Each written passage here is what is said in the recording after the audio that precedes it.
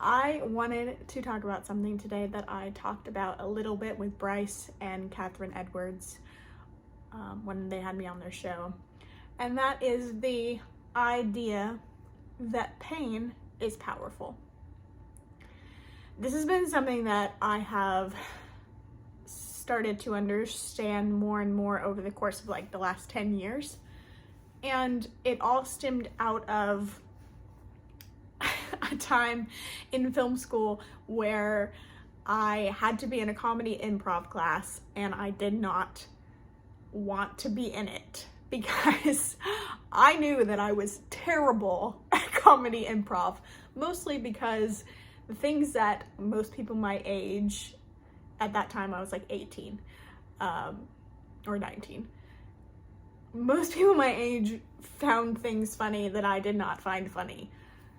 And it was very hard for me to engage on that level and to kind of put myself on that level.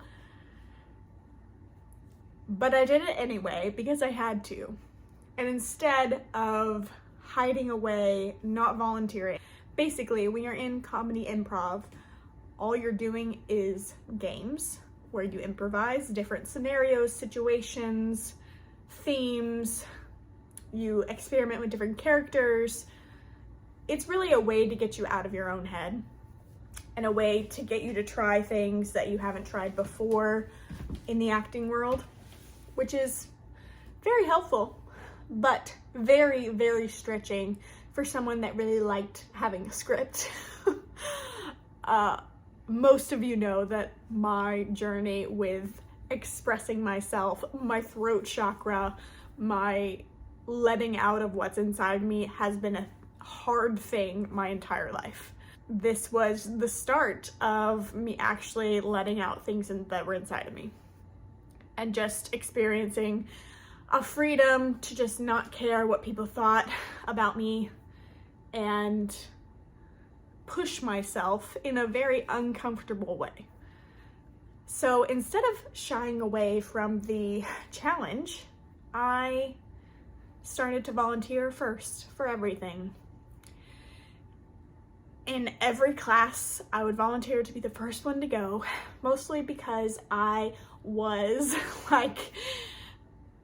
thinking that if I went first, then I wouldn't have anyone to compare myself to, and no one would compare me to anyone else. Like, no one went before me, so they wouldn't be like, oh, she did really bad compared to this girl that just went before her. That was my thought process. 19-year-old insecure me was very afraid of what people thought, especially when it came to what I had to say and experimenting with characters and whatnot. So I started to make myself go first. I started to volunteer to be the first one to do anything in every single class. My teacher was very impressed. Not that I was doing well, but just that I would not shy away from the challenge, even though he knew I was super uncomfortable. And it got me on this journey of anything that I was hesitant to do, especially if it was something that I shouldn't be hesitant about. If it was a normal everyday thing, especially that, you know, people have anxiety over, or that I just felt like I couldn't do, it almost switched something in my brain to be like, nope, I'm gonna do it anyway. Nope, I'm gonna do it anyway. I don't care if I fail. I don't care if I look stupid. I'm going to do it anyway. And I had the thought process of, I don't care how long this takes, I'm gonna do it. Because the fact that I'm uncomfortable means that I need to do it. And little did I know that it was a very, very powerful process that I had entered.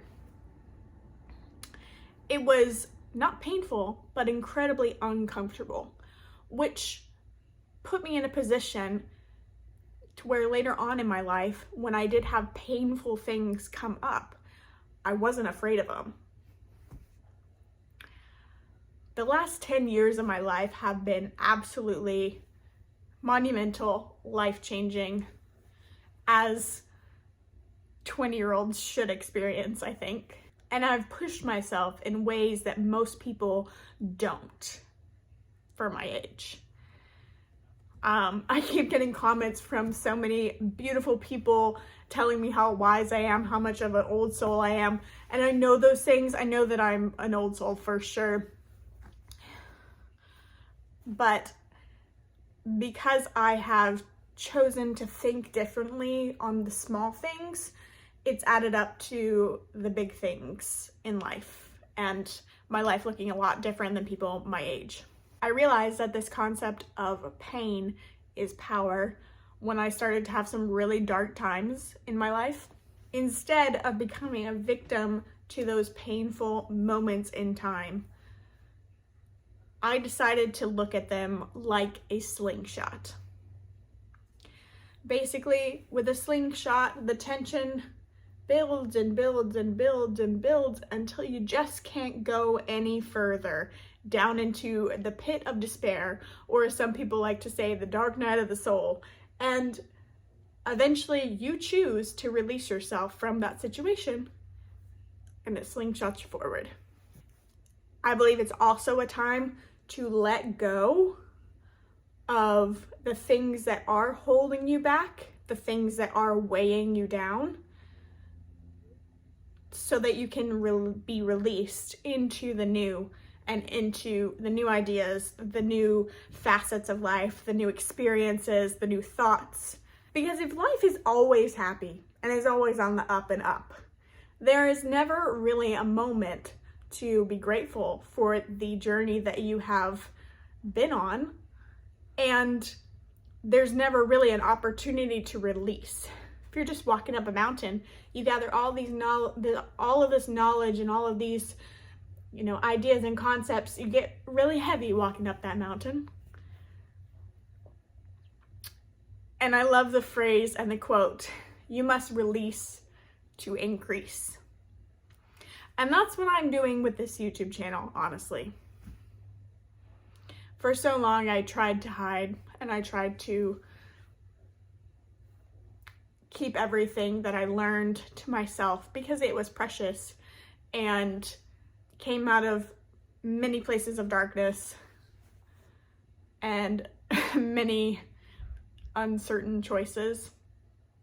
And I didn't want to release those things because I was almost afraid of what the future would bring and what the new experiences and the new ideas would mean. There is a sense of responsibility that comes with evolving, comes with growth and obviously maturing. And not just in a physical way, but in a spiritual way. I am very aware that everyone that listens to my videos, that watches them, that resonates with them, or even the ones that don't, are connected to me on a new level that is very different and unknown to me right now.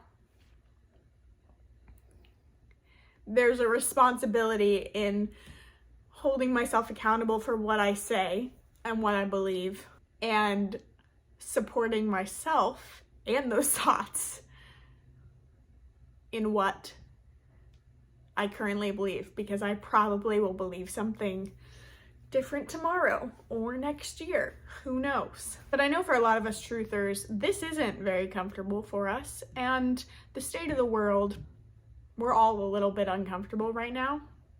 So instead of pushing away the uncomfortable feelings and the uncomfortable state and situation that we're in, I feel the more that we lean into it and accept that new things are coming and drop the old things and the old ways of thinking and the old ideas, the faster we will move into this new world, into this